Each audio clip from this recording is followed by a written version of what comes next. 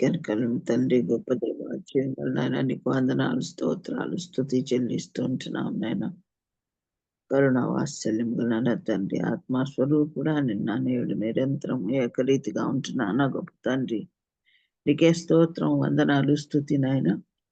మమ్మల్ని సజీవులు లెక్కలు లెక్కించిన ఆయన డిసెంబర్ 21వ తేదీన తండ్రి నీ యొక్క కృప చొప్పున నా తండ్రి వర్చువల్ ప్రేయర్ ఫెలోషిప్ అందరము అటెండ్ అవటకు కృప దయచేసినందుకే వందనాలు. ఇంకా కావలసిన బిడ్డలను నా తండ్రి త్వరపెట్టి నా తండ్రి పాలు పంపులు పొందుకున్నట్టుకు సహాయం దయచేయమని వేడుకోం ప్రార్థిస్తున్నానయ్యా. సర్వశక్తివంతుడవు నా తండ్రి, నా ప్రభువా, నీ పరిశుద్ధ వాక్యమును చెప్పబో నీ కుమారుని నీ దాసుని బట్టి నీకు వందనాలు, స్తోత్రాలు, స్తుతినైనా. వారి వాక్యం చెప్తూ ఉంటుండగానైనా నీ ఆత్మ ద్వారా వారి నోటిని నింపండి. వారు చెప్పుకోవచ్చున్న దాన్ని నా తండ్రి మీరు మాతో మాట్లాడగలందరికీ వేడుకుంటున్నాం. మా హృదయములను తట్టండి నాయన. మా హృదయంలో నీ వాక్యము నా తండ్రి చక్కగా అర్థం చేసుకొని మేము వాక్యానుసారంగా జీవించే కృపా సహాయం మాకు దయచేయమని ప్రార్థిస్తున్నానయ్యా. దయగల తండ్రి, ప్రేమమైన దయగల తండ్రి, తండ్రి ఇంటి మహాభాగ్యమును మా అందరికీ అనుగ్రహించినందుకై వందనాలు, స్తోత్రాలు, స్తుతి. వాక్యం ద్వారానైనా మేము ఆత్మీయంగా బలపరచబడుటకు నీ సహాయం దయచేయండి. వాక్యంలోని లోతులను తెలుసుకొని నా ప్రభువైన తండ్రి మేము నిన్ను వెంబడించు వారముగా, నిన్ను మాత్రమే నమ్మి విశ్వసించి నీతో జీవించే వారముగా ఉండునట్లు నీ దయ, కృపా, కనికరం మాకు అందరికీ దయచేసి నడిపించమని వేడుకుంటున్నాం నైనా. నా తండ్రి ఇంతవరకు నిన్ను స్తుతించి కనపరిచి మహింపరిచి ఉంటున్నాం. మా స్తుతుల మీద మీరు ఆసీనులై ఉంటారు నా తండ్రి. మీకు స్తోత్రం, వందనాలు చెల్లిస్తుంటున్నాం. దయామయుడా నా ప్రభువా, ఈ సమయం అంతటిని నీ చిత్తానుసారంగా నీ కృప చొప్పున నడిపించగలందులకై వేడుకుంటూ వాక్యంలో విని విడిచిపెట్టకుండా నాయన మేము మా హృదయములలో బదిలిపరుచుకొని అనుసరించి కృపా సహాయం మాకు దయచేయమని అద్భుతమైన శక్తి గల నామంలో అడిగి వేడుకొని ప్రార్థిస్తున్నాను తండ్రి. థ్యాంక్ యూ సో మచ్ అన్నారు. ప్లీజ్. Thank you Johnson. కూడి వచ్చిన పరిశుద్ధులందరికీ దేవుని నామంలో వందనాలండి. సమయంలో మనకు వాక్యాన్ని అందించడానికి దైవాన్ని చిత్తంగా ఏర్పరచబడినటువంటి బ్రదర్ విక్టర్ ఇమానుయేల్ అనే గారు మనకు వాక్యాన్ని అందించడానికి సిద్ధంగా ఉన్నారండి. మరి అదేవిధంగా తెలుగులోకి ట్రాన్స్లేట్ చేయడానికి సిస్టర్ స్వర్ణలత సిస్టర్ గారు కూడా సిద్ధంగా ఉన్నారండి. వీరిని పరిచయం చేయడం గౌరవంగా భావిస్తా ఉన్నాం.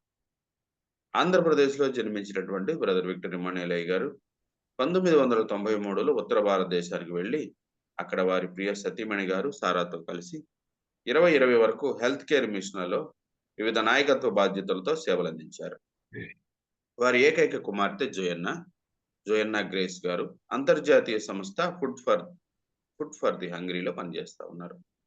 ప్రస్తుతం విక్టర్ గారు మరియు సారా గారు ఒడిశాలో నివసిస్తూ గిరిజన వర్గాల మధ్య ఆరోగ్యం, విద్య మరియు సమాజ అభివృద్ధి ప్రాజెక్టులను నిర్వహించే ఆశా కిరణ్ సొసైటీతో కలిసి పనిచేస్తా ఉన్నారు.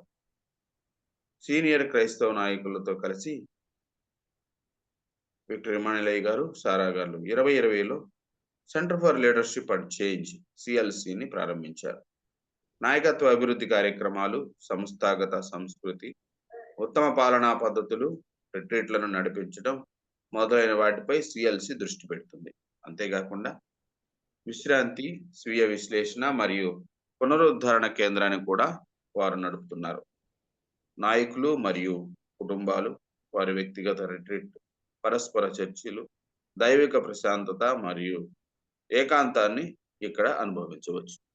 మరి అదేవిధంగా స్వర్ణలత సిస్టర్ గారు వారి కుటుంబం దేవుని నడిపిస్తున్న విధానాన్ని బట్టి, దేవుడు వారి కుటుంబాన్ని కాచి కాపాడుతున్న విధానాన్ని బట్టి, అభివృద్ధి చేస్తున్న విధానాన్ని బట్టి దేవునికి వందనాలండి. Welcome to both of you please అండి. Thank you, Swaroop. Thank you, sister. Praise lord brother. Again, it's my joy and privilege to share this morning. ఉదయకాల సమయంలో మరొకసారి వాక్యాన్ని పంచుకోవడం నాకు ఎంతో సంతోషము, నాకు ఇవ్వబడిన ఆధిక్యతగా భావిస్తున్నాను.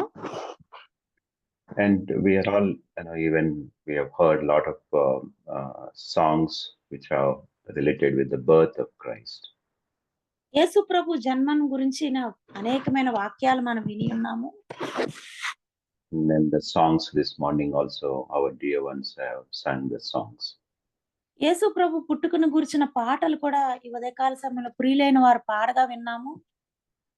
And in this season of celebrating birth of Christ, and two words we remember, reflect, or we share is about love and peace.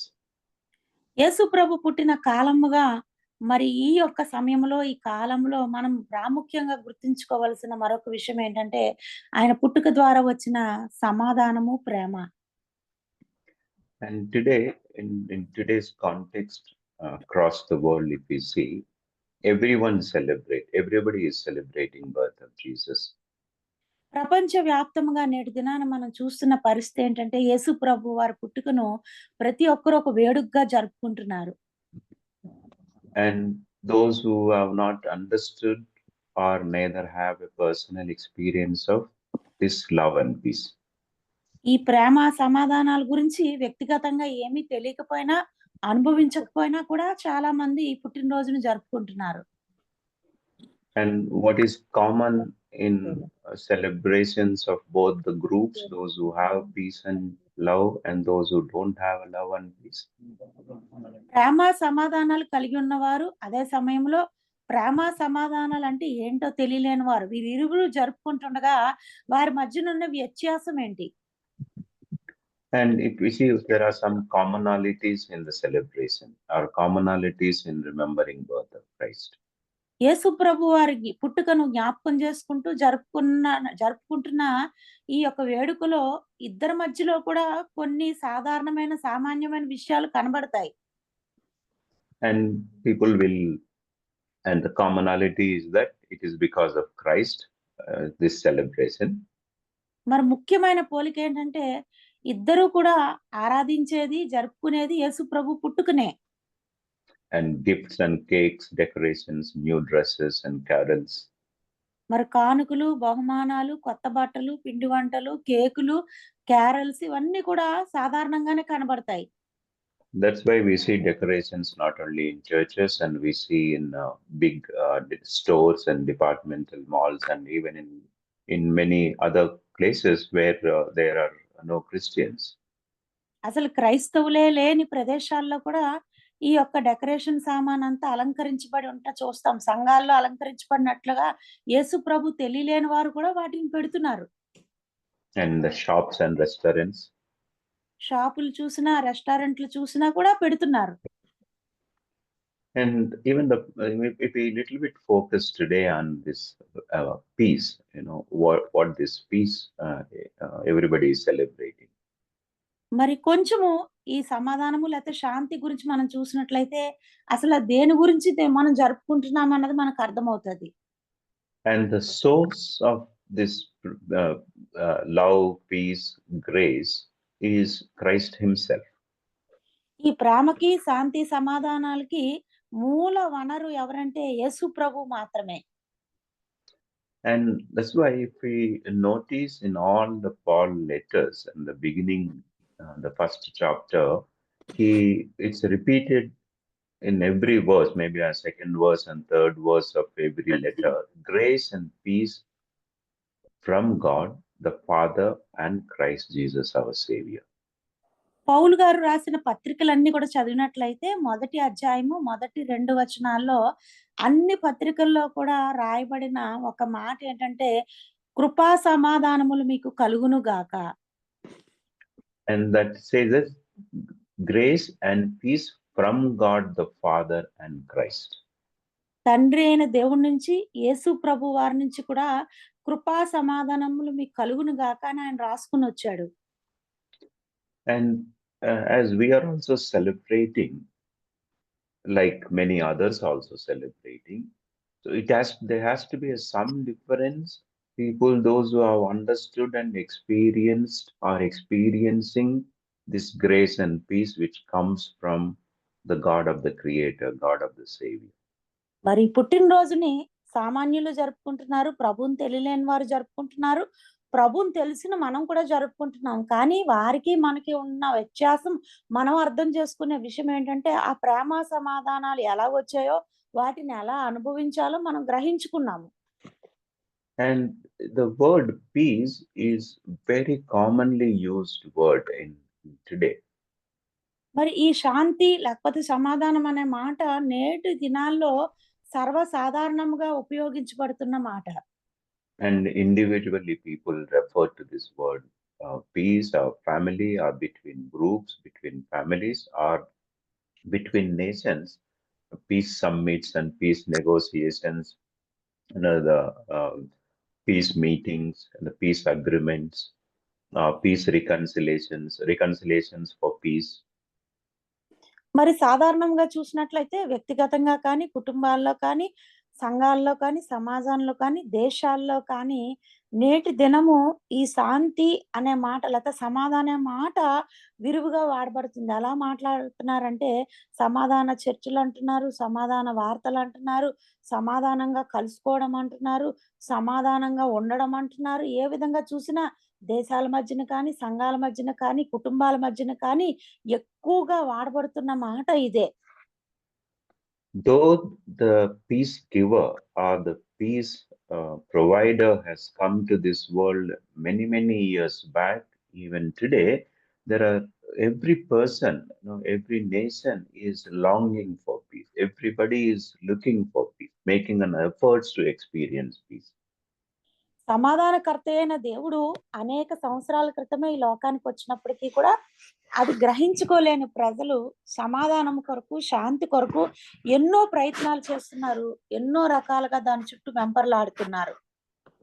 Even at times, and those who are today in this morning in a virtual gathering, though we have experienced peace and grace, but we also say at times, I am not at peace, I don't have a peace, or we pray for peace. మరి ఇంకనూ ముందుకెళ్ళి చెప్పాలంటే ఈ virtual prayer fellowship లో ఎంతమంది అయితే కూడుకుని ఉన్నామో మనందరికీ కూడా కృపా సమాధానాలు అనే మాట గురించి బాగా తెలుసు, సమాధాన అధిపతి ఎవరో తెలుసు. కానీ అనేక సందర్భాల్లో మన జీవితంలో ఏర్పడే పరిస్థితులు బట్టి సమాధానం లేక ఉన్నాను, సమాధానం కొరకు ప్రయత్నం చేస్తున్నాను అనే మాటలు మనం కూడా తరచుగా మాట్లాడుతూనే ఉంటాము. And that's why it is very important for us to have a right understanding of what is the peace which Bible talks, what is the peace which God has given, and what is the peace which we are talking about. మరి అందుకే అనేక సార్లు బైబిల్లో నుండి ఈ సమాధానము అనే మాటకు అర్థం ఏంటి, మన వ్యక్తిగత జీవితంలో ఈ సమాధానం అంటే ఏంటి, అసలు ఎటువంటి సమాధానం గురించి మనం వెతుకుతున్నాం అన్నది మనకి స్పష్టంగా అర్థం అవ్వాలి. And absence of peace have its own consequences. The absence of peace which comes from God have its own consequences. ఒకవేళ దైవిక సమాధానం మన జీవితంలో లేదు అంటే ఏదో కొన్ని పరిణామాలు అనేవి మన జీవితంలో ఏర్పడుతుంటాయి. కొన్ని సంగతులు బట్టి ఆ సమాధానాన్ని మనం కోల్పోతాం. And just an example, the consequences may be lack of clear and right thinking. మరి ఒకవేళ ఉదాహరణ చెప్పుకోవాలంటే స్పష్టమైన అవగాహన, ఆలోచన లేకపోవడం కూడా సమాధానం లేకపోవడానికి ఒక కారణం. Or there may not be a deeper joy. లోతైన హృదయ ఆనందము లేకపోవడం కూడా ఈ సమాధానం లేకపోవడానికి ఒక కారణం. One can be happy but not joyful.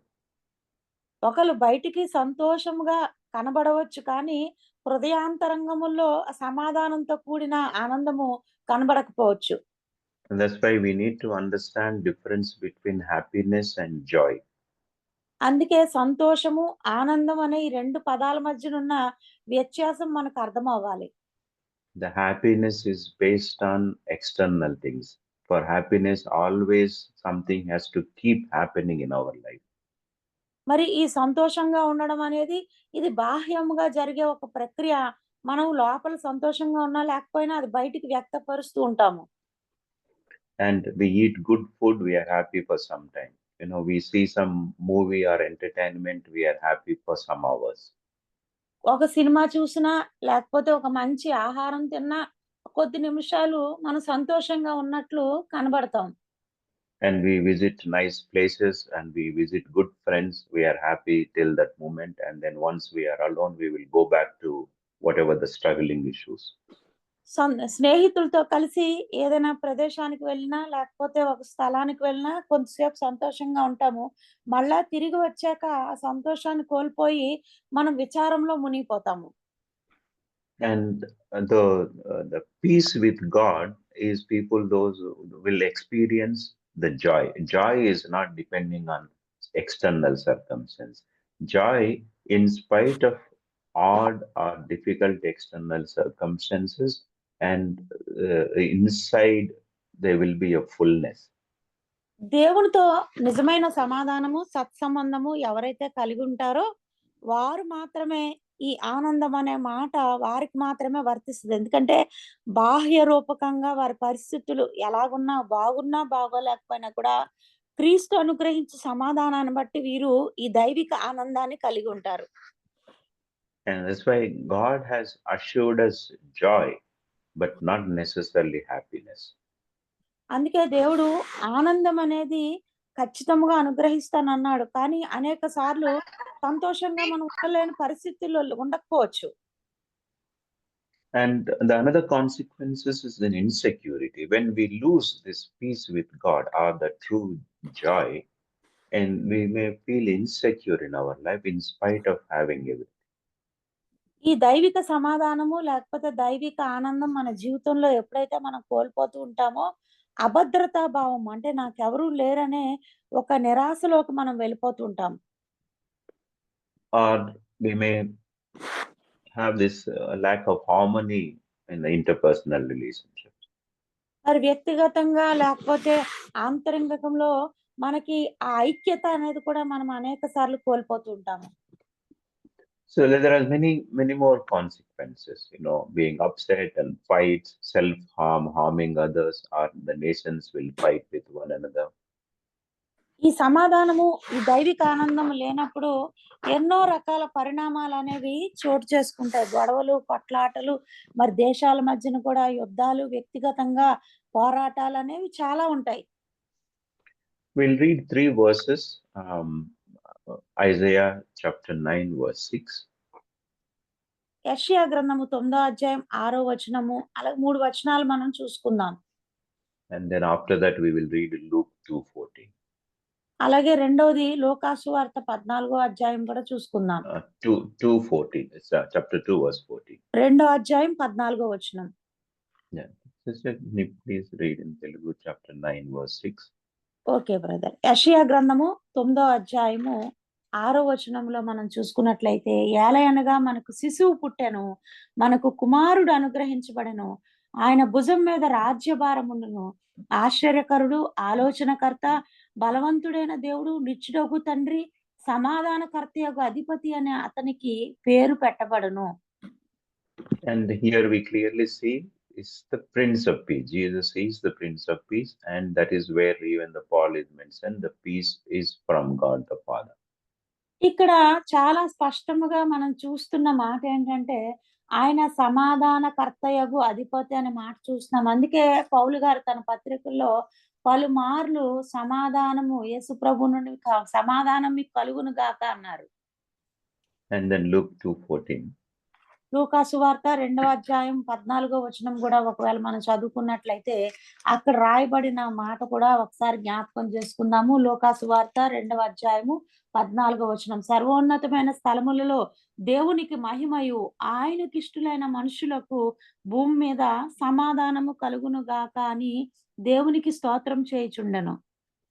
And peace on earth, that is what word we see, the declaring the purpose why he is came into this world. Peace on earth to those with whom God is pleased.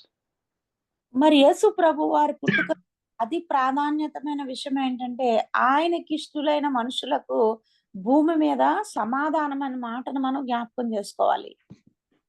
And here we clearly see that the purpose when we are celebrating the Christmas and we remember birth, and it clearly states that the purpose of his birth is to give peace, bring peace, and to reconcile with Father. మరి యేసు ప్రభు వారి పుట్టుకను జరుపుకుంటున్న మనం అందరము కూడా ప్రాముఖ్యంగా గుర్తుంచుకోవాల్సిన ఒక మాట ఏంటంటే సమాధానకర్త యొక్క అధిపతిగా ఆయన ఈ లోకానికి సమాధానాన్ని తెచ్చాడు, సమాధానాన్ని ఇచ్చాడు, దేవునితో మనల్ని సమాధానపరిచాడు. And that's why when we are celebrating birth of Christ, it is not just the birth, without his death and resurrection, or without Good Friday and Easter, there is no meaning in his birth. మరి యేసు ప్రభు వారి పుట్టుకను ఒక పండగలా జరుపుకుంటున్న మనము ఆయన మరణము గురించి, ఆయన పునరుద్ధానం గురించి ఆలోచించకపోతే ఆయన పుట్టిన దినాన్ని జరుపుకుని ఏమీ ఉపయోగం లేదు. The purpose of his coming into this world is fulfilled through death and resurrection. మరి ఆయన ఎందుకు ఈ లోకంలో జన్మించారు అంటే మరణించడానికి, తిరిగి పునరుద్ధరణ ఆ యొక్క పునరుద్ధానంలో పాల్పంపులు పొందడానికి, ప్రవచనాలు నెరవేర్పు కొరకు ఆయన వచ్చారు. And that is what we see in Matthew 16:21. అదే మన మత్తయి సువార్త 16వ అధ్యాయం 21వ వచనంలో చూస్తాము. మత్తయి సువార్త 16వ అధ్యాయము 21వ వచనం. అప్పటి నుండి యేసు తాను యెరూషలేమునకు వెళ్ళి పెద్దల చేతను, ప్రధాన యాజకుల చేతను, శాస్త్రుల చేతను అనేక హింసలు పొంది చంపబడి 3వ దినమున లేచుట అగత్యమని తన శిష్యులకు తెలియజేయ మొదలు పెట్టగా. And it's a very the enemy, the devil, has very cunningly, this whole Christmas has been introduced in the 4th century. Before that, Easter was the major celebration. Actually the Christmas season is linked with the celebration of a sun, the celebration of a pagan festival, and they have easily converted into a Christmas. మరి నిజానికి మనము చరిత్ర ఒకవేళ ఆలోచన చేసినట్లయితే అపవాది ఎంత కుతంత్రంగా ఈ పండుగను వెలుగులోకి తెచ్చాడంటే 4వ శతాబ్దం వరకు కూడా ఈస్టరే ప్రధానమైన పండుగ. అంటే యేసు ప్రభు వారు మరణం గెలిచి లేచిన రోజే ప్రధానమైన పండుగ. కానీ ఈ క్రిస్మస్ అనేది అప్పటిదాకా లేదు. ఇది ఒక అన్య దేవతల పండుగగా కూడా ఆచరించబడింది ఒకప్పుడు. కానీ ఇప్పుడు ఏం చేశాడంటే యేసు ప్రభు పుట్టుకకే ప్రాధాన్యత ఇచ్చి ఆయన మరణ పునరుద్ధానాల యొక్క సత్యాన్ని గ్రహించుకోకుండా అపవాది మనోనేత్రాలు మూసివేస్తున్నాడు. I'm not saying that the celebration of Christmas is wrong. We all know that there is no evidence for 25th as one, but we have to remember Christ's birth. But the way we remember, what we remember, and how we celebrate matters. యేసు ప్రభు వారి పుట్టలేదని అలాగని జరుపుకోకూడదని అలా వేరొక రకంగా వేరొక ఉద్దేశంతో నేను ఈ మాటలు చెప్పట్లేదండి. యేసు ప్రభు వారి పుట్టుకను మనం జరుపుకోవచ్చు, కానీ అది 25వ తారీఖు అని ఎక్కడ కూడా స్పష్టంగా మనకు తెలియదు. ఏది ఏమైనప్పటికీ కూడా ఆయన ఎందుకు ఈ లోకానికి వచ్చారు, ఆయన పుట్టినరోజున మనం అసలు ఎందుకు జరుపుకుంటున్నాము, ఈ పుట్టుక యొక్క విశిష్టత ఏంటన్నది ఒకసారి ఆలోచించాలి అని జ్ఞాపకం చేస్తున్నాను. That's why on the Christmas Eve or Christmas carols and the Christmas day, the Christmas message, without talking death and resurrection, it is incomplete. We have not understood the gospel clearly. ఒకవేళ యేసు ప్రభు వారి పుట్టినరోజు వేడుకలు ఎక్కడ జరుగుతున్నా, carols ఎక్కడ పాడుతున్నా, కూడికలు ఎక్కడ పడుతున్నా, మరణ పునరుద్ధానాల గురించిన అంశము లేకుండా ఆయన ఎందుకు మరణించాడో, ఎందుకు తిరిగి లేపబడ్డాడో అన్నది ప్రకటించకుండా కేవలం పుట్టినరోజునే జరుపుకుంటే అది వ్యర్థము. The peace which we talk in the Christmas will never be understood, experienced without understanding and experiencing resurrection. ఒకవేళ ఆయన పునరుద్ధానం గురించి అనుభవం మనకి లేకుండా ఆయన పుట్టినరోజును గురించి, ఆయన సమాధానం ఇస్తాడనే మాటను గురించి మనం మాట్లాడుతున్నట్లయితే నిజానికి అది మనకు సరిగ్గా అర్థం కానట్లే. And the moment we talk about the death and resurrection, that means we will be talking about sin and repentance. ఒకవేళ మరణము గురించి, ఆయన తిరిగి లేచాడన్న మాటల గురించి మనం మాట్లాడుతున్నట్లయితే ఈ లోకానికి ఏం జ్ఞాపకం చేస్తున్నామంటే పాపం వల్ల వచ్చే పరిణామాలు, అలాగే మారు మనసు, పశ్చాత్తాపం గురించి మనము జ్ఞాపకం చేస్తున్నాం. And that's why we don't see shops and government and everybody is celebrating Good Friday and Easter, because Good Friday and Easter message corners people. It reminds their wickedness, and it reminds people how fallen they are and away from God. మరి Christmas రోజున ఈ Christmas యొక్క decoration అంతా కూడా షాపుల్లో, లేకపోతే కార్యాలయాల్లో, ఆఫీసుల్లో, బ్యాంకుల్లో పెట్టినంతగా గుడ్ ఫ్రైడే, ఈస్టర్ ఎందుకు జరపబడదు? అసలు అది ఎవరైనా జరుపుకుంటారా అంటే ఆ సామాన్యులు కూడా అంటే జరుపుకోరు. ఎందుకు జరుపుకోరు అంటే ఒకవేళ అది జరుపుకోవడానికి ఒక అడుగు ముందుకేసినట్లయితే వారిలో ఉన్న దుష్టత్వము, వారిలో ఉన్న పాపము, వారిలో ఉన్న చెడుతనం అంతా కూడా ఒప్పుకోవాలి, పశ్చాత్తాపపడాలి.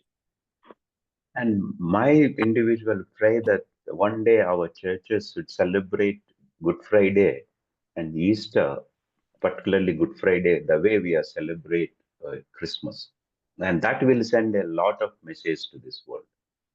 వ్యక్తిగతంగా నేను నా ప్రార్థన ఏంటంటే ఈ క్రిస్మస్ వేడుకను ఎలా జరుపుకుంటున్నామో అంతకంటే గొప్పగా, ఘనంగా గుడ్ ఫ్రైడేని, శుభ శుక్రవారాన్ని మనము జరుపుకోవాలని నేను ఆశపడుతున్నాను. ఎందుకంటే అది జరుపుకోవడం ద్వారా కలిగే మేలు ఎక్కువ. Let me just come back to one more verse, that is Matthew chapter 10 verse 34. మత్తయి సువార్త 10వ అధ్యాయము 34వ వచనం కూడా నేను మరి దీనికి సంబంధించిన వాక్యాన్ని చెప్తాను. నేను భూమి మీదకి సమాధానమును పంపవచ్చునని తలంచకుడి, ఖడ్గమునే కాని సమాధానమును పంపుటకు నేను రాలేదు. And is it contradictory to what we read in Isaiah and Luke? మరి యెషయా గ్రంథంలో, లోకాసు వార్తలో మనం ఏదైతే సమాధానం గురించి చదువుకున్నామో దానికి పూర్తిగా వ్యతిరేకంగా ఉన్న వచనము కాదా ఇది? And here it says that I have not come to bring peace. నేను భూమి మీదకి సమాధానం తెచ్చుటకు రాలేదు, పంపుటకు రాలేదు. And Luke 2:14, the angels declared that the glory in the highest heaven, peace on earth. లోకాసు వార్త 2వ అధ్యాయం 14వ వచనంలో సర్వోన్నతమైన స్థలముల్లో దేవునికి మహిమ, ఆయనకి ఇష్టలైన మనుషులకు భూమి మీద సమాధానం అని చదువుకున్నాం కదా. And here Jesus himself says, I have not come to bring peace on earth, but I did not come to bring peace, but a sword. కానీ ఇక్కడ మత్తయి సువార్త 10వ అధ్యాయం 34వ వచనంలో యేసు ప్రభు వారే స్వయంగా చెప్తున్న మాట ఏంటంటే నేను భూమి మీదకి సమాధానం పంపవచ్చునని తలంచుకుడి, ఖడ్గమునే కానీ సమాధానమును పంపుటకు నేను రాలేదు. In another way, if we use in a normal language, I have come to bring division, I have come to bring destruction, I have come to disturb the so-called peace you may be having. మరి సాధారణంగా మన వాడుక భాషలో ఈ యొక్క వచనాన్ని అర్థం చేసుకోవాలంటే నేను మిమ్మల్ని విడగొట్టడానికి, విభాగించడానికి, మీ మధ్యన ఉన్న సమాధానాన్ని తీసివేయడానికి వచ్చాను అన్నట్టుంది. Or the quiet water, if it is there, I have come to repel that water, I have come to shake that water. నిమ్మళంగా ఒకవేళ మీ జీవితంలో నది వలె వెళ్తున్నప్పటికీ దానిని చెదరగొట్టడానికి, మరి దానిని కదిలించడానికి నేను వచ్చాను అన్నట్టుంది. And if there is a quietness, I come to disturb that. ఒకవేళ నిశ్శబ్దంగా ఉన్నట్లయితే ఆ నిశ్శబ్దాన్ని ఛేదించడానికి నేను వచ్చాను అన్నట్లుంది. Just think, we read on the Christmas message this 10:34 and say that the purpose of Jesus is coming is not for peace, but to disturb peace. How will the people will respond? What will they see about the pastor or the preacher? ఒకవేళ Christmas ఉత్సవాల్లో ఎవరైనా సందేశం ఇవ్వడానికి పిలిస్తే ఈ మత్తయి సువార్త 10వ అధ్యాయం 34వ వచనం చదివి సమాధానం ఇవ్వడానికి యేసుప్రభు రాలేదు, ఖడ్గం పెట్టడానికి వచ్చాడంటే అక్కడున్న కాపరి పరిస్థితి ఎలాగుంటది, అక్కడ క్రిస్మస్ సందేశం వినడానికి వచ్చిన ప్రజల పరిస్థితి ఎలాగుంటది. And then just read verse 35 and 36 in St. Matthew 10. మత్తయి సువార్త 10వ అధ్యాయం 35-36 కూడా చదివినట్లయితే, ఒక మనుషునికిని వాని తండ్రికిని కుమార్తెకును ఆమె తల్లికిని కోడలకు ఆమె అత్తకు విరోధం పెట్టవచ్చు తిని ఒక మనుషుని ఇంటి వారే అతనికి శత్రువులగుదురు. తండ్రినైనను తల్లినైనను నాకంటే ఎక్కువ ప్రేమించువాడు నాకు పాత్రుడు కాదు. కుమారునైనను కుమార్తెనైనను నాకంటే ఎక్కువ ప్రేమించువాడు నాకు పాత్రుడు కాదు. And it's very, those, if we bring this and people will say, is this the real Jesus? ఒకవేళ ఇలాంటి సందేశాన్ని క్రిస్మస్ రోజున చెప్పినట్లయితే అసలు యేసుప్రభు అంటే ఇలా ఉంటాడా అని అనిపిస్తది. And so how do we understand this? And we see that there is a need for peace everywhere. అసలు ఈ వచనాన్ని మనం ఎలా అర్థం చేసుకోవాలి? ఎందుకంటే ప్రజలందరికీ కూడా పరిస్థితులన్నిట్లో కూడా కావాల్సింది శాంతి సమాధానాలే. And we are presenting Christ everywhere, saying that he is the source of peace. He is the one who will give you peace. మనమైతే సమాధానకర్త యొక్క అధిపతిగా ఆ సమాధానానికి కారకుడుగా యేసు ప్రభును ప్రకటిస్తున్నాం. And we pray for peace for ourselves and for others. We pray for the world to have peace, experience peace. మన గురించి మనం ప్రార్థన చేసుకున్నా, ఇతరుల గురించి ప్రార్థన చేసినా, ఈ లోకంలో మనుషుల గురించి, దేశాల గురించి ప్రార్థన చేసినా ఈ సమాధానం కావాలనే ప్రార్థన చేస్తాం.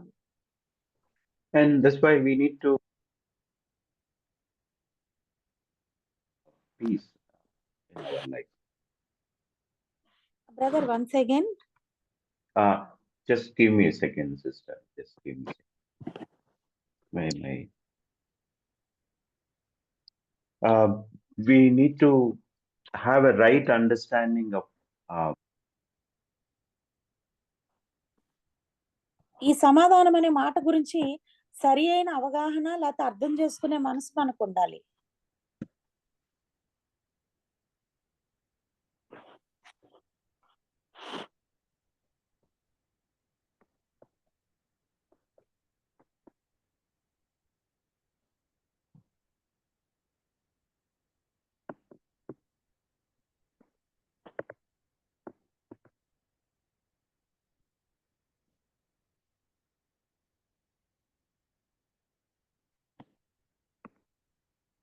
Hello, sister.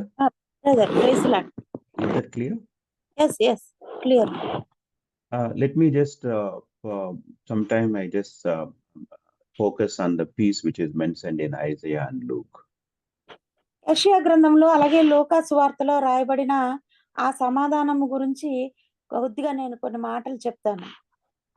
And the one peace, the peace which these two verses are talking is peace with God. ఈ రెండు వచనాల్లో రాయబడిన సమాధానము దేవునితో మనం కలిగి ఉండే సమాధానము.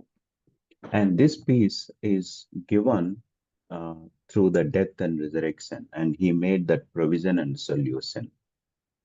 యేసు ప్రభు వారి మరణం ద్వారా పునరుద్ధానం ద్వారా కలిగే సమాధానము ఇది అందరికీ మన సమస్యలకి పరిష్కారముగా ఇవ్వబడే సమాధానం ఇది. And this peace is not by default given to everyone, but made a provision for everyone. ఇది అందరికీ కూడా సాధారణంగా లభ్యమయ్యే సమాధానం అని కాదు, కానీ దేవుని చేత అనుగ్రహించబడిన సమాధానం. ఎవరైతే దేవుణ్ణి కలిగి ఉంటారో వారికి అనుగ్రహించబడే సమాధానం. And realizing that they are sinners, realizing that they are fallen, and repenting and accepting its lordship is the beginning of experiencing peace with God. పడిపోయిన స్థితిలో నుంచి తాము పాపులమని గ్రహించుకొని పశ్చాత్తాపడి మారు మనసు కలిగి దేవుని వైపు ఎవరైతే తిరుగుతారో, దేవునితో ఎవరైతే సమాధాన పడతారో అటువంటి వారికి లభ్యమయ్యే సమాధానం.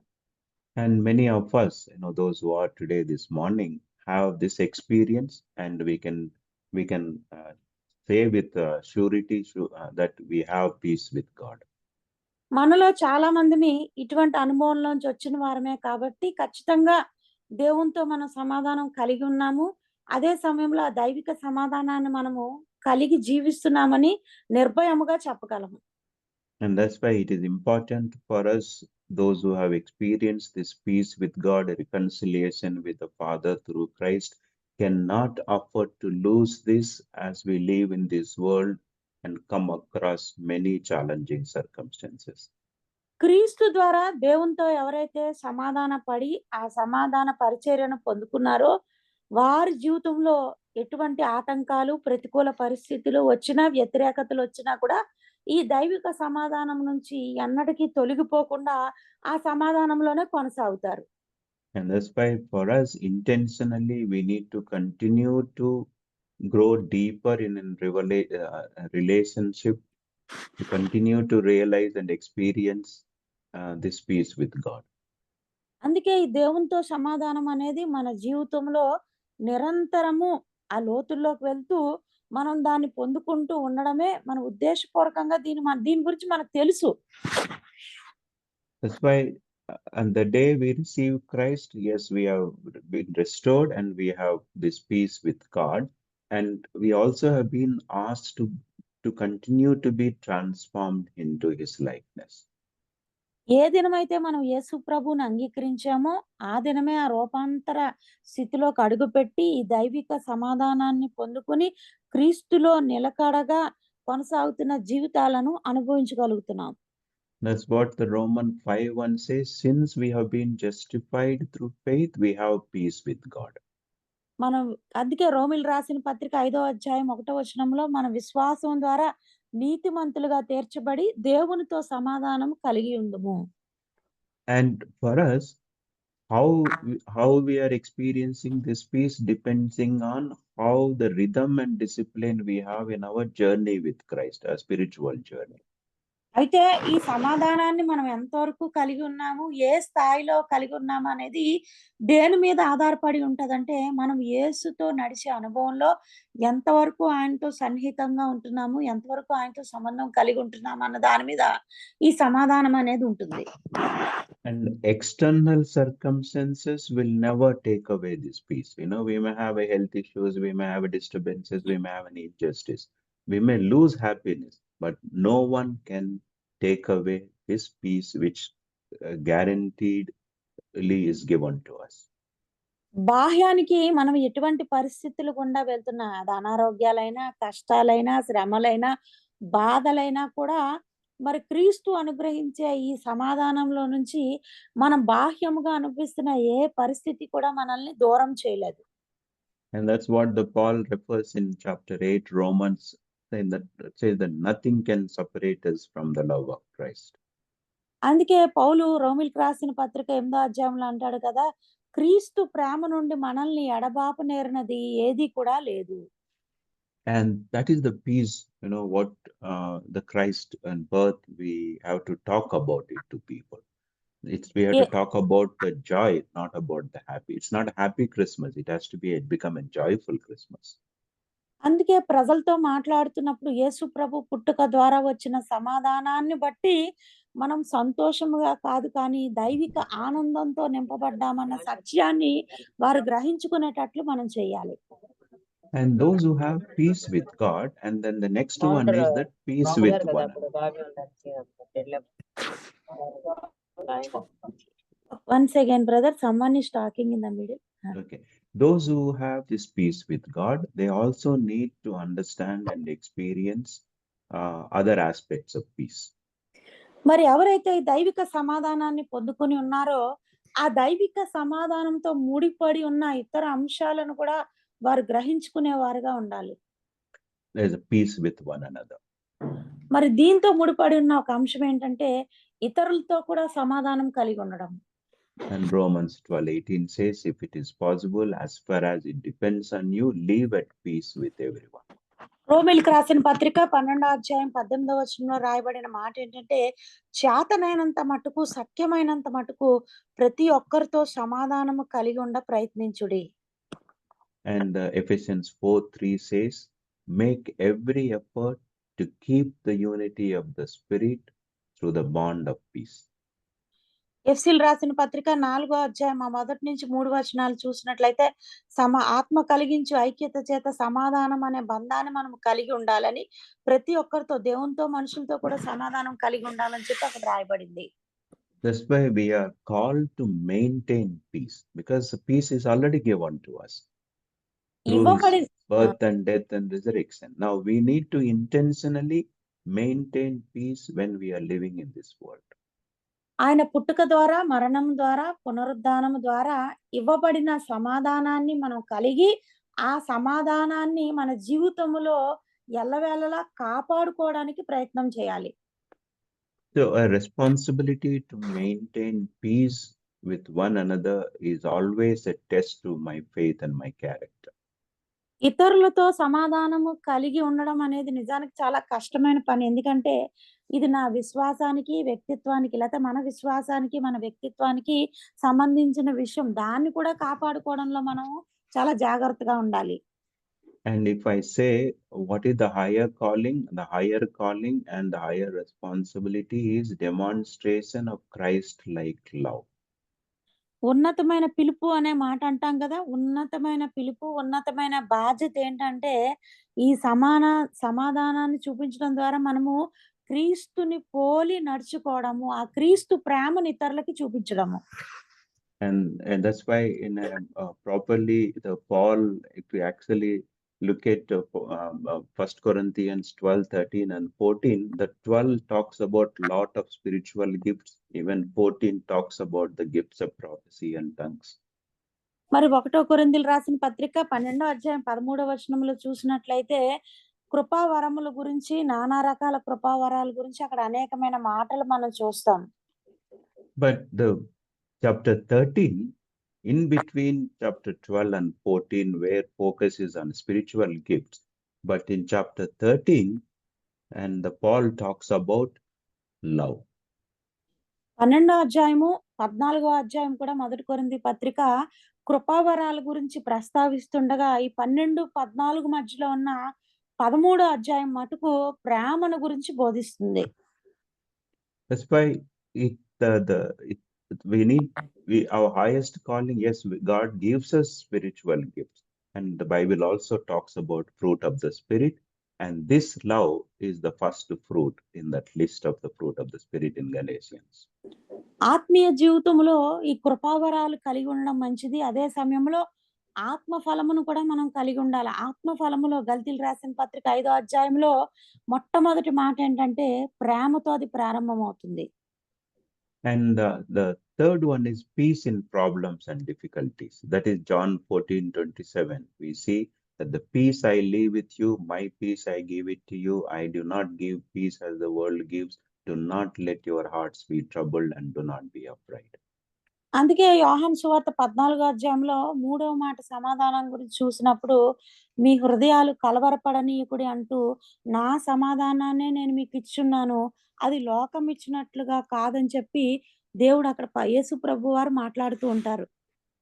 So what it is saying is that you will have a trouble, but you will also have my guarantee that my peace is there with you.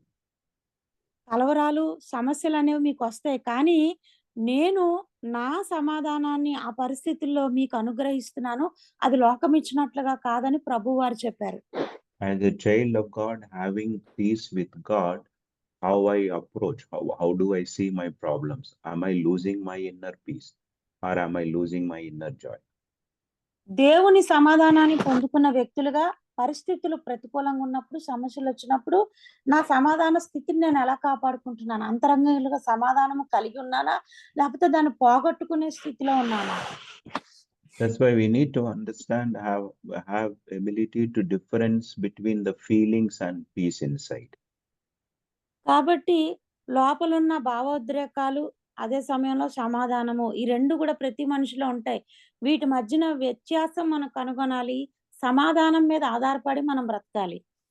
I may be disturbed for some issues in my life, but my disturbance should not disturb my peace. అనేక పరిస్థితులు బట్టి హృదయంలో కలవరం అనేది వస్తది, నాకైనా మీకైనా. కానీ ఆ కలవరం మధ్యలో, ఆ గందరగోళం మధ్యలో దైవిక సమాధానము స్థిరముగా నిలిచి ఉండాలి. That means the fourth one is peace when we are wrongly accused, when injustice takes place, when there are anxious circumstances in our life. మరి 4వ మాట చూసినట్లయితే సమాధానం ఎప్పుడు కాపాడుకుంటూ ఉండాలంటే అన్ని బాగున్నప్పుడు కాదండి. మన మీద ఎవరైనా నేరాలు మోపుతున్నప్పుడు, నిందలు మోపుతున్నప్పుడు, అన్యాయముగా మన మీద మాట్లాడుతున్నప్పుడు కూడా ఆ దైవిక సమాధానాన్ని మనం కలిగి ఉండడానికి ప్రయత్నం చేయాలి. Or another way we say that when we are in the midst of rejection, when people reject us, when the persecution comes, when there is an hatredness we experience. ప్రజలందరూ కూడా మనల్ని తృణీకరిస్తున్నప్పుడు, హింసిస్తున్నప్పుడు కూడా అటువంటి ప్రతికూల పరిస్థితుల మధ్యలో కూడా సమాధానాన్ని కలిగి ఉండడం. How many times we say that, I'm not at peace because everybody is hating me, nobody is understanding me, there's a lot of injustice is taking place. చాలా మంది మనలో ఎన్నిసార్లు ఈ మాట అని ఉంటాము, ఎవరు నన్ను ప్రేమించట్లేదు, అర్థం చేసుకోవట్లేదు, అందరూ నన్ను ద్వేషిస్తున్నారు, అందరూ నన్ను తృణీకరిస్తున్నారు అని చెప్పి ఎన్నోసార్లు ఈ మాటలు అంటూ మనలో ఉన్న దైవిక సమాధానాన్ని మనం కోల్పోతూ ఉంటాము. And one of the major issue many believers face is being anxious and having an anticipatory stress. మరి దీనిని బట్టి కలిగే సామాన్యమైన సమస్య ఏంటంటే విశ్వాసుల్లో కూడా చింతపడుతూ మరి ఆ భారభరితమైన హృదయంతో వారు జీవిస్తూ ఉంటారు. And look at the number of list of prayers they will do. It all reflects their anxious and then worry. అందుకే వారు చేసే ప్రార్థనలు ఎంత పెద్దవిగా ఉంటాయంటే ఆ ప్రార్థనాంశం అంతా కూడా వారి హృదయాల్లో నుంచి బయటకు వచ్చే చింతన బట్టి ఉంటది. And look at the reason for our tears. Our reason for tears are genuine. Are we stewards of our tears, or our tears are reflecting that we are facing injustice, accused and rejection and persecution? I'm not saying we should not pray, but we need to see that, what are we crying for? What are we sharing, asking help for from people?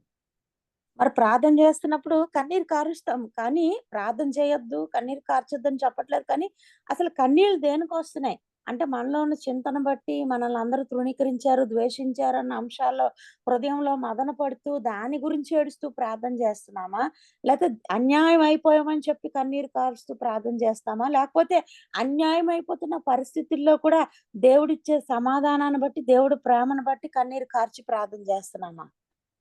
That's why at times we think peace with God means nobody should hate me. Peace with God means nobody should reject me. Peace with God means I should not face any injustice. దేవుడితో సమాధానం కలిగి ఉండడము, దైవిక సమాధానం కలిగి ఉండడం అంటే మన హృదయాల్లో మనం ఏం ముద్ర వేసుకున్నామంటే నాలో సమాధానం ఉంది కాబట్టి నన్ను ఎవరు ద్వేషించకూడదు, నా మీద ఎవరు తప్పుగా మాట్లాడకూడదు, నాకెవరు అన్యాయం చేయకూడదు. అప్పుడు అదే సమాధానం అనే ఒక మాటకు అర్థం మనం తెలుసుకున్నాం. అంతవరకే మన ఆలోచన. And what does John 15:17 to 18 to 20 says? యోహాను సువార్త 17వ అధ్యాయము 15 అధ్యాయం 17 నుంచి 19 వరకు చూసినట్లయితే Will you read, sister, verse 18 to 19? Okay brother. మీరు ఒకరినొకరు ప్రేమింపవలనని ఈ సంగతులు మీకు ఆజ్ఞాపించున్నాను. లోకము మిమ్మల్ని ద్వేషించిన ఎడల మీకంటే ముందుగా నన్ను ద్వేషించునని మీరు ఎరుగుదురు. మీరు లోక సంబంధులైన ఎడల లోకము తన వారిని స్నేహించును. అయితే మీరు లోక సంబంధులు కారు, నేను మిమ్మల్ని లోకములో నుండి ఏర్పరచుకుంటుని, అందుచేతనే లోకం మిమ్మల్ని ద్వేషించుచున్నది. And here the say that the world will hate you. Why they will hate you? Because now you have a relationship with me. I am the Prince of Peace. So the moment you enter into this Prince of relationship with the Prince of Peace, and your peace, others will be disturbed. లోకం మనల్ని ఎందుకు ద్వేషిస్తది? అసలు లోకం మిమ్మల్ని ద్వేషిస్తుందనే మాట ఇక్కడ ఎందుకు రాయబడింది అంటే, మనం ఎప్పుడైతే ఆయన వారుగా అవుతామో, అంటే ఆ సమాధానకర్తయగు అధిపతియగు యేసు ప్రభుతో ఆ సహవాసము కలిగి ఉంటామో, ఈ లోకంలో నుండి వచ్చే కలవరాలు బట్టి ఈ లోకం మనల్ని ఏం చేస్తుంటదంటే కలవర పెట్టడానికి, ద్వేషించడానికి ప్రయత్నం చేస్తది. And that's what Paul particularly writes in Philippians 4:6-7. Even by himself going through injustice in prison, says that rejoice in the Lord always, and do not be anxious about anything, and the peace of God which transcends all understanding will guard your heart and minds. పౌలు తన జీవితంలో కూడా అనేకమైన ప్రతికూల పరిస్థితుల్లో వెళ్తున్నప్పుడు ఆ దైవిక సమాధానాన్ని కోల్పోకుండా ఆయన రాసిన గొప్ప మాట ఏంటంటే, ఫిలిప్పీలు రాసిన పత్రిక 4వ అధ్యాయము అక్కడ 8వ వచనాన్ని ఒకవేళ మనం చూసినట్లయితే ఎల్లప్పుడూ ప్రభునందు ఆనందించుడని చెప్తూ దేని గురించి చింతపడకుడు కానీ ప్రతి విషయంలోనూ ప్రార్థన విజ్ఞాపనము చేత కృతజ్ఞతాపూర్వకముగా మీ విన్నపములు దేవునికి తెలియజేయుడి. అప్పుడు సమస్త జ్ఞానమునకు మించిన దేవుని సమాధానము యేసుక్రీస్తు వల్ల మీ హృదయములకు మీ తలంపులకు కావలి ఉండును. Will God, heart and mind. అక్కడ దేవుని యొక్క సమాధానము మన హృదయాలకు తలంపులకు కావలి ఉండును. And this is where in our day-to-day life we have to experience. This has to be our experience. And guarding from what? మన దైనందిక జీవితంలో ప్రతి ఒక్కరూ కూడా ఈ విషయంలో అనుభవపూర్వకంగా నేర్చుకుంటూ ఉండాలి. మన హృదయాలకు మన తలంపులకు కావలి ఉంటుంది ఏంటి? And our mind and heart we need to guard from unwanted worries, unwanted concerns.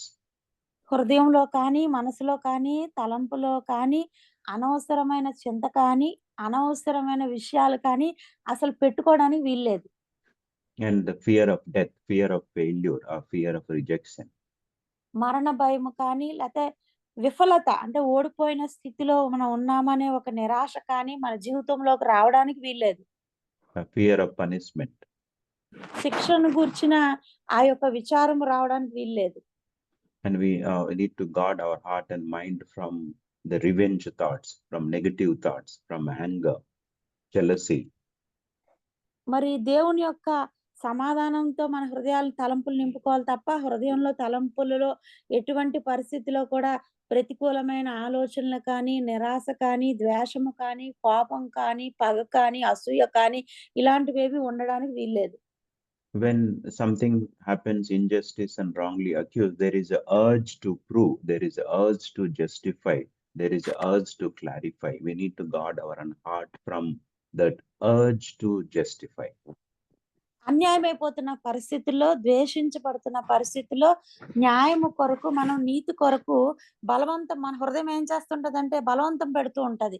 ఎలాగైనా న్యాయం కోరుకోవాలని చెప్పి మనం తాపత్రయపడుతుంటాం. కానీ ఆ పరిస్థితిలో నుంచి కూడా మనం విడిపించబడి ఉండాలి. And John 16:33, if we read, యోహాను సువార్త 16వ అధ్యాయం 33వ వచనం చూసినట్లయితే I've told you these things that in me you have peace, but in this world you will have trouble. అందుకే ఈ లోకంలో మీకు శ్రమ కలుగును అయినను ధైర్యం తెచ్చుకోండి అంటున్నాడు. ఎందుకంటే నా సమాధానం మీలో ఉంటుంది, మీతో ఉంటుంది. In world you have a trouble, but in me you have peace. లోకంలో మీకు శ్రమ కలగచ్చు కానీ నా యందు నన్ను బట్టి మీకు సమాధానం కలుగుతుంది. That's why as in a Christians, at times we think that no, the only peaceful place we have is when we go to heaven. But the Christ is saying when you are in this world, you have to experience peace because I am in you. The Prince of Peace is living inside of you. చాలా మంది క్రైస్తవులు ఏమనుకుంటారంటే అబ్బా నేను పరలోకం వెళ్ళిపోతే బాగుండు, అక్కడే సమాధానము, ఈ లోకం అంతా చింతే శ్రమ అనుకుంటాం. కానీ అది తప్పు మాట అండి. పరలోకానికి వెళ్ళాక ఎలాగా సమాధానం ఉంటాం. కానీ లోకంలో ఉన్నప్పుడే ప్రతికూల పరిస్థితుల మధ్యలో దైవిక సమాధానం కలిగి ఉండడం ముందుగా ఈ భూమి మీద మనం నేర్చుకోవాలి. And if the Lord has not guaranteed in today's the false teachers are saying, come to Christ, you will not have any problems. Come to Christ, you will not have any financial issues. Come to Christ, you will not have any health issues. No, that is not what this verse says. It says that you will have a trouble. అబద్ధ బోధలు ఎలాగున్నాయంటే నేటి దినాల్లో మీరు క్రీస్తునందుకు రండి, మీకు అనారోగ్యం ఉండదు, మీకు ఆర్థిక ఇబ్బందులు ఉండవు, మీకు సమస్యలు ఉండవు, మీకు శ్రమలు ఉండవు అని చెప్పి అనేక మంది భ్రమ పెడుతున్నారు. కానీ యేసు ప్రభు అన్న మాట మనం జ్ఞాపకం చేసుకోవాలి. లోకంలో మీకు శ్రమ కలుగును అయినను ధైర్యము తెచ్చుకొనుడి అన్నారు ఆయన. That's why for us, those who have experienced and having this peace with God during this Christmas, our focus, our understanding, yes, I may, even in the days to come, I may face more trouble, but I want to be strengthened more and more and deeper in my relationship with this peace with God. Christmas దినాల్లో మనం నిజానికి ఇది ఒక పండుగగా జరుపుకుంటున్నాం, మంచిదే. కానీ మనం జ్ఞాపకం చేసుకోవాల్సిన విషయం ఏంటంటే ప్రతికూల పరిస్థితుల్లో ఇంకా రానున్న దినాల్లో ఎన్నో రకాల హింసలు, బాధలు, శ్రమలు కలగనే ఉన్నాయి. కానీ అటువంటి దినాలు వచ్చినప్పటికీ ఒకవేళ ఇప్పుడొచ్చినా కూడా దేవుడితో నాకున్న సత్సంబంధంలోకి నేను ఇంకనూ లోతుగా వెళ్తాను. సమాధానాన్ని దేవుడిచ్చే ఆ సమాధానాన్ని కలిగి ప్రతికూల పరిస్థితుల్లో కూడా, శ్రమ దినాల్లో కూడా, హింసించబడుతున్న సమయాల్లో కూడా నేను ప్రభు కొరకే నిలవబడతాను అని చెప్పి ఆ దైవిక సమాధానం యొక్క లోతుల్లోకి మనం వెళ్ళగలుగుతూ ఉండాలి.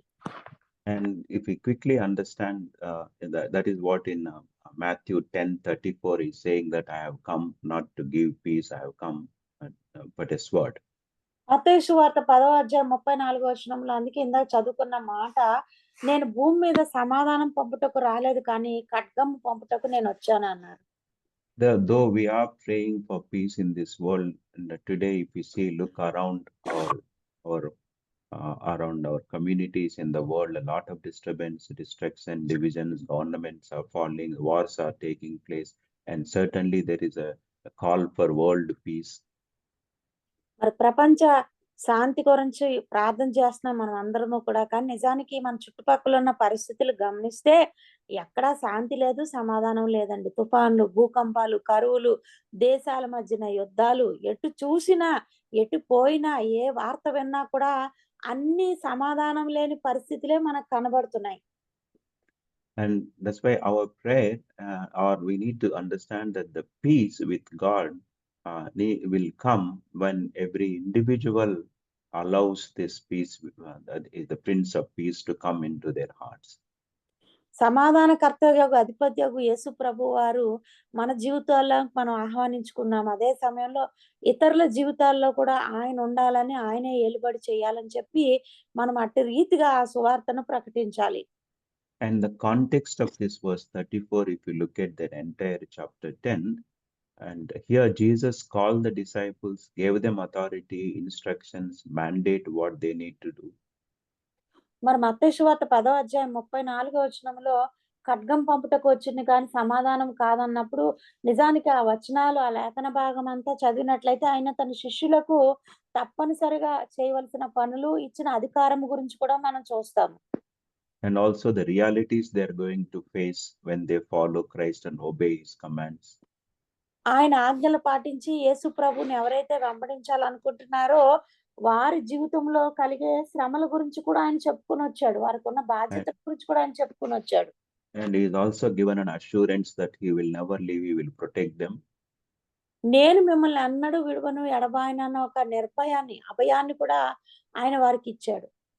And in the midst of all this verse, what he said in verse 34 is that message of peace what you are taking in this world is going to bring division between those who choose peace and choose peace with God and those who reject peace with God.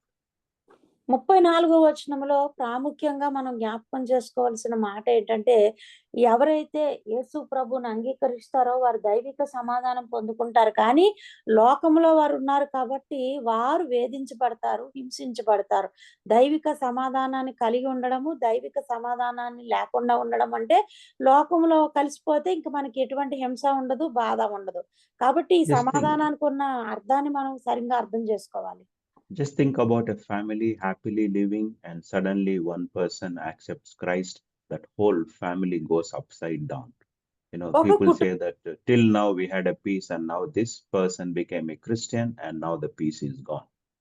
ఒక కుటుంబంలో ఎవరో ఒకరు యేసు ప్రభువుని అంగీకరించినట్లయితే అప్పటిదాకా సంతోషంగా ఉన్న ఆ కుటుంబంలో ఏమొస్తుందంటే విభేదం వస్తుంది. ఎందుకంటే యేసు ప్రభువుని అంగీకరించిన వ్యక్తిని మిగిలిన సభ్యులు వారు మనస్ఫూర్తిగా అంగీకరించలేకపోతారు.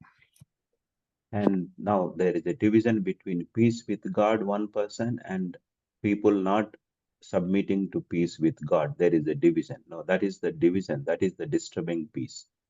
ఇప్పుడు యేసు ప్రభువుని అంగీకరించిన వ్యక్తి యొక్క సమాధానము విషయంలో దైవిక సమాధానం అనుభవిస్తున్న కుటుంబంలో అందరూ వ్యతిరేకిస్తున్న పరిస్థితిని బట్టి ఆ సమాధానాన్ని కోల్పోతాడు అనుకుంటాడు. అంటే సమాధానం అంతా కూడా చీలిపోయిన పరిస్థితి అక్కడ ఏర్పడుతుంది. And think about a believer making a simple stand for the truth of God will upset friends, and then friends will give up, or in the office there will be a turmoil because of the stand you take for the truth. ఒక విశ్వాసి నిజముగా ప్రభు కొరకు నిలబడిన వాడైతే అతడు సత్యమే చెప్తున్నప్పుడు ఆ సత్యాన్ని బట్టి అతడు పనిచేస్తున్న కార్యాలయంలో కానీ, ఉద్యోగంలో కానీ అతని స్నేహితులందరూ కూడా అతనికి ఎలా వ్యతిరేకంగా నిలబడతారో, ఆ సమాధానం పోగొట్టుకునే పరిస్థితులు ఎలాగొస్తాయో ఒకసారి మనం ఊహించుకోవచ్చు. And even Jesus cleansing the temple is also that he disturbed peacefully running church or the leadership. He has disturbed the whole scenario of worship when he entered and he saw everything, and then he righteous anger expressed, he has disturbed peace. సమాధానకర్త అధిపతి యేసు ప్రభు వారు దేవాలయంలోకి ప్రవేశించినప్పుడు అక్కడ జరుగుతున్న క్రయ విక్రయాలు బట్టి, అన్యాయాన్ని బట్టి ఆయన ఒక న్యాయమైన కోపాన్ని ప్రదర్శించి అవన్నీ కూడా పడదోసి వాళ్ళందరినీ వెలగొట్టినప్పుడు నిజానికి ఆ పరిస్థితి అంతా కూడా ఒకవేళ ఊహించుకున్నట్లయితే ఈయనైనా సమాధానం ఇవ్వడానికి వచ్చాడు, అక్కడ ఉన్న సమాధానాన్ని కూడా పోగొట్టాడే, ఎంతో చక్కగా దేవాలయపు ఆరాధన జరుగుతుంటే ఈయన వచ్చి అంత గందరగోళం చేశాడని అనిపిస్తుంది. And that's why most of the time we don't stand for the truth, we don't raise issues, we don't address issues in families, in churches, because we don't want to disturb peace. మనం కూడా చాలా సార్లు ఎలాగుంటామంటే సమాధానంగా దేవుడు ఉండమన్నాడు కాబట్టి దేవాలయంలో కానీ, సంఘాల్లో కానీ, లేకపోతే కుటుంబాల్లో కానీ, సమాజంలో కానీ అన్యాయం జరుగుతున్నప్పుడు, పరిస్థితులు దేవుని వాక్యానికి విరుద్ధంగా ఉన్నప్పుడు అలాంటి పరిస్థితుల్లో ఏమీ మాట్లాడకుండా నేను శాంతి కాముకుణ్ణి అన్నట్లు ఆ శాంతిని ప్రదర్శిస్తూ ఉంటాం తప్ప న్యాయం కొరకు, సత్యం కొరకు మనం కూడా నిలవబడం. And in the Acts of Apostles, the disciples are called as, labeled as a disturbers of peace. అపోస్తుల కార్యం అంతా కూడా చూసినట్లయితే ఈ అపోస్తులు అనబడిన వారు, శిష్యులు అనబడిన వారు నిజానికి ఆ ప్రదేశాల్లో ఉన్న శాంతిని, సమాధానాన్ని చెడగొట్టిన వారుగా ఉన్నారు. And that's what we read in Acts 16:20 and 17:6. అపోస్తుల కార్యాలు 16వ అధ్యాయం 20వ వచనంలో మనం చూసినట్లయితే అక్కడ గొప్ప అల్లరి జరిగినట్లుగా మనం కనబడుతుంది. And then 17:6 also. 17వ అధ్యాయం 6వ వచనంలో కూడా. And the Lord said, these men who have caused trouble all over the world and have now come here also. ఈ లోకమంతటిని కూడా అల్లరి చేస్తున్న ప్రజలు, సమాధానాన్ని గలిబిలి చేస్తున్న ప్రజలు మన పట్టణానికి కూడా వచ్చి ఇక్కడ కూడా గలిబిలి చేస్తున్నారని వాళ్ళందరూ ఒకరితో ఒకరు చెప్పుకున్నారు. And that is what Jesus is referring. The peace with God will disturb the peace what the people are following the peace. What people are following peace is not the peace which I have come to give you. యేసు ప్రభు వారు ఆ మాట సెలవిచ్చారు. దైవిక సమాధానం కలిగి యేసు ప్రభుని అంగీకరించిన వారు లోకంలో జీవిస్తున్నప్పుడు లోక ప్రజలందరూ ఏదైతే సమాధానం అనుకుంటున్నారో ఆ సమాధానాన్ని చెడగొట్టేవారుగా ఈ సమాధానాన్ని పొందుకున్న వారు ఉంటారు. And today, and this as I end this one verse, I want to say the blessed are those are the peacemakers. And now whenever that means we have a responsibility when we are living in this world to point people. Peacemakers doesn't mean that only solving the problems. Peacemakers means pointing them to enter into relationship with Prince of Peace. సమాధానపరచు వారు ధన్యులు అనే మాట మనం చదువుతాం కదా, వారు దేవుని కుమారులు అనబడుదురు. లోకంలో సమాధానాన్ని ఇవ్వడానికి నేను వచ్చానని యేసు ప్రభు చెప్పిన మాట నిజానికి లోకానికి ఎలా పరిచయం చేయడమో, ఆ సమాధానాన్ని ఎలా ఇవ్వడం అంటే సత్యము గురించి నిలవబడ్డం. ఆ సత్యము గురించి నిలవబడినప్పుడు ఆ లోతైన వాక్యం వారి హృదయంలోకి వెళ్తే ఒకవేళ అది సమాధానంగా మారుతుంది, లేకపోతే కలవరం కిందే మారుతుంది. Yes, we have to help in resolving misunderstandings and conflicts, but that is not end. We also need to point them to Christ to experience that peace which comes from God.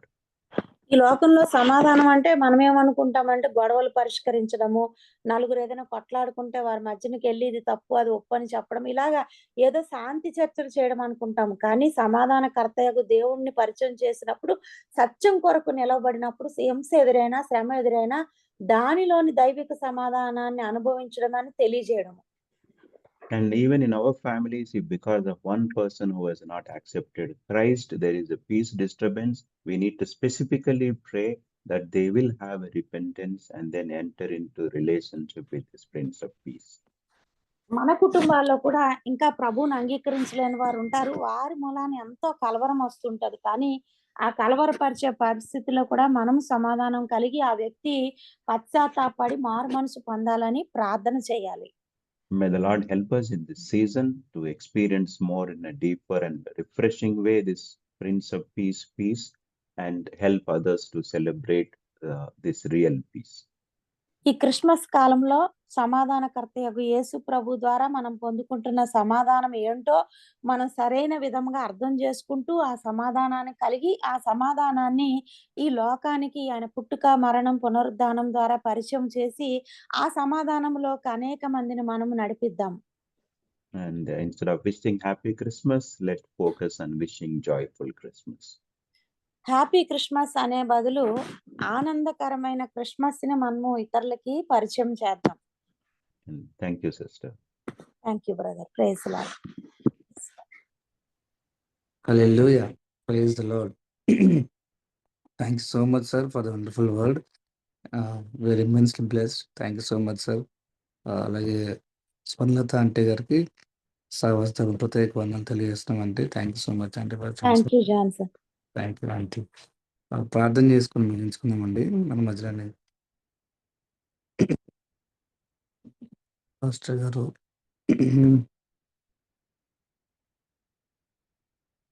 జామరావు Kumaraiah గారు అయ్యారు, మీరు ప్రార్థన చేయవలసిన కావచ్చు. ప్రార్థన చేసుకుందామండి. పరిశుద్ధులంతా బంగారు పదలకు అందరం ప్రభా, నీ ప్రేమను బట్టి కృపను బట్టి వందనాలు తండ్రి. నీ దాసుడి మనగల ద్వారా అది ప్రభావ విత్తిన వాక్యాన్ని బట్టి వందనాలు చెల్లిస్తున్నాం. అదేవిధంగా సిస్టర్ ప్రభా స్వర్ణలత గారు ప్రభా తండ్రి ట్రాన్స్లేట్ చేసిన దాన్ని బట్టి వందనాలు చెల్లిస్తున్నాను తండ్రి. విత్తబడి వాక్యం తండ్రి 30 దంతులుగా 60 దంతులుగా 100 దంతులుగా ప్రభా ఫలింప చేయమని ప్రార్థన చేస్తూ ఉన్నాను ప్రభా. సహాయం దయచేయండి. ఈ క్రిస్మస్ సీజన్లో ప్రభా మాకు అవసరమైన ప్రభా వాక్యాన్ని బోధించిన దాన్ని బట్టి వందనాలు తండ్రి. నిజమైన అయ్యా ప్రభా నీ సువార్తను ప్రభా నేను గురించి ప్రభా బోధించగల భాగ్యం దయచేయమని ప్రార్థన చేస్తున్నాను. సహాయం దయచేయండి. వాస్తవాలను అర్థం చేసుకుని ప్రభా జీవితంలో ముందుకు సాగలిగే భాగ్యం దయచేయమని ప్రార్థన చేస్తున్నాను. దాన్ని సహాయం దయచేయండి ప్రభా. నిజమైన క్రిస్మస్ ప్రభా ఆరాధించగల కృప అందరికీ దయచేయమని ప్రార్థన చేస్తున్నాను. అనేక మంది ప్రభా దాసులను వాక్యంతో నింపి అయ్యా ప్రభా మాకు బోధిస్తున్న దాన్ని బట్టి నీకు వందనాలు తండ్రి. ప్రతిరోజు ప్రభా లోకాన్ని చూడకముందే నేను చూడగలిగే భాగ్యం మాకు దయచేస్తున్నాను. నీకు వందనాలు. అదేవిధంగా ప్రభా ఎక్కడిద్దరు మీరు కూడి ప్రభా నామంలో ప్రార్థిస్తారో అక్కడ ఉంటానన్నావు ప్రభా. అంతకంటే ఎక్కువ మంది ప్రభా ప్రతిరోజు తండ్రి మేము ఉంటుండగా ప్రభా నీకు మా మీద మా జీవితాల మీద ఉందని నమ్ముతూ ఉన్నాను. నీకు వందనాలు తండ్రి. వాక్యం చెప్పిన దాసుని తర్జుమా చేసిన బిడ్డను ప్రత్యేకంగా దీవించమని, ఇందులో పాల్గొన్న ప్రతి ఒక్కరిని పేరు పేరు దీవించమని, నేను ఏర్పాటు చేసిన బాబు రత్నాకర్ గారిని వారి కుటుంబాలు దీవించండి ప్రభా. సహకరిస్తున్న జాన్సన్ గారిని, స్వరూప్ గారిని, ఝాన్సీ గారిని దీవించండి. కోర్టు వారిని దీవించండి. పాల్గొన్న ప్రతి బిడ్డను పేరు పేరు దీవించమని ఆశీర్వదించమని ప్రార్థన చేస్తున్నాను తండ్రి.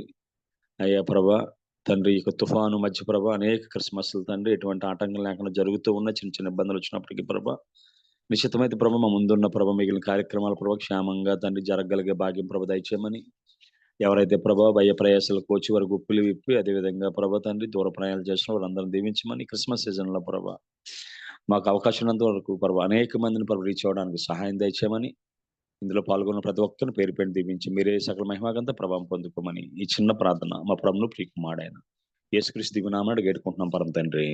ఆమేన్. పరలోకమందున మా తండ్రి, మీ నామం పరిశుద్ధపరచబడును గాక, మీ రాజ్యం వచ్చును గాక, మీ చిత్తం పరలోకమందున భూమి మీద నెరవేరును గాక. మాకు కావాల్సిన ఆహారమైన దయచేయము, మనసును క్షమించి ప్రకారం క్షమించము, మన శోధనలో తగ్గ తప్పించము. ఎందుకంటే రాజ్యము బలము మహిమ నిరంతరం నిన్నావు తండ్రి. ఆమేన్. మన తండ్రి అయిన దేవుని ప్రేమ, కుమారుడైన యేసుక్రీస్తు కృప, పరిశుద్ధాత్మ యొక్క అన్యోన్య సహవాసము ఈరోజు వాక్యం చెప్పిన ఇమానియల్ గారికి, అదే తర్జుమా చేసిన స్వర్ణలత సిస్టర్ గారికి, పాల్గొన్న ప్రతి బిడ్డకు అదేవిధంగా జరుగుతున్న క్రిస్మస్లకి అనారోగ్యంతో ఉన్న రాబర్ట్ జేమ్స్ గారికి, మిగిలిన బిడ్డలకు ఆయన కృప సదాకాలం తోడు నడిపించును గాక. Amen. Amen. Amen. Hallelujah. Praise the Lord. Thank you so much అయ్య గారు. మరి ఒకసారి ఇమానియల్ గారికి, స్వర్ణలత ఆంటీ గారికి ప్రత్యేక వందనాలు తెలియజేస్తున్నామండి. కూడి వచ్చిన ప్రతి ఒక్కరికి పేరు పేరున వందనాలండి. ప్రతిరోజు మన మెసేజెస్ అన్ని రికార్డింగ్స్ అవైలబుల్ ఉంటున్నాయి గ్రూప్లో, అలాగే మన యూట్యూబ్లో కూడా. దయచేసి గమనించవలసిన కోరుచున్నామండి. కూడి వచ్చిన ప్రతి ఒక్కరికి పేరు పేరున వందనాలు. రేపటి దినం తిరిగి కలుసుకుందామండి. అందరికి వందనాలు. హ్యావ్ వండర్‌ఫుల్ డే అని ముగించుకుందామండి. Praise the lord.